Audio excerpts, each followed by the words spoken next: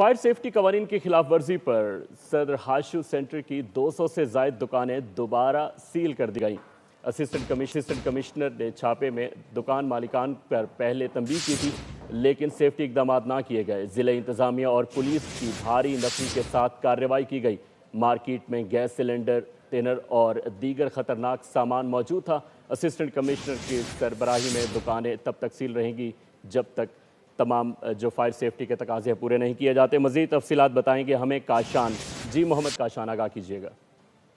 जी बिल्कुल, देखें कराची में फायर सेफ्टी ऑडिट के मुतालिक जो है वो सर्वे किया जा रहा है। कराची इंतजामिया की जानिब से सदर हाशु सेंटर की 200 से ज़ायद दुकानें एक मरतबा फिर सील कर दी गई हैं। असिस्टेंट कमिश्नर मौके पर पहुंचे हैं, उनके साथ उनकी टीम भी मौजूद थी और असिस्टेंट कमिश्नर की जानिब से हाशु सेंटर को सील करने के बाद कमिश्नर कराची को रिपोर्ट पेश कर दी गई है और रिपोर्ट में बताया गया कि मालकान को दुकान सील करने से कबल तनबीह भी की गई थी, जबकि वो सेफ्टी तकाजे पूरे नहीं कर रहे थे। डिप्टी कमिश्नर तमाम इमारतों को पाबंद करे और फायर सेफ्टी कवानीन पर अमल दरामद कराए। कमिश्नर कराची की जानिब से तमाम डीसीज को ये अहकाम भी जारी कर दिए, जबकि जिला इंतजामिया के हमरा पुलिस की भारी नफरी इस वक्त हाशु सेंटर के बाहर मौजूद है। पहली मंजिल पर मौजूद 200 दुकानों को मुकम्मल तौर पर सील कर दिया गया है। पुलिस की जानिब से बाकायदा आवाजें लगाकर दुकानदारों को निकाला जा रहा है, जबकि 3 फरवरी 2026 को हाशु सेंटर को मुकम्मल तौर पर सील किया गया था।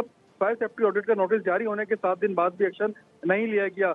दोबारा नोटिस देने के बाद आग से बचाव के इकदाम नहीं किए गए, जबकि बताया जा रहा है, रिपोर्ट में ये बताया गया कि फ्लोर पर गैस सिलेंडर, थिनर और दीगर खतरनाक आतिशगिर मादा मौजूद है। देर में बावजूद वही सूरत हाल है जो पहले इनको नोटिस जारी किया गया था। असिस्टेंट कमिश्नर की जानिब से मुकम्मल तौर पर मार्केट को सील करने के बाद पुलिस की नफरी तैनात कर दी गई है। बहुत शुक्रिया मोहम्मद काशान।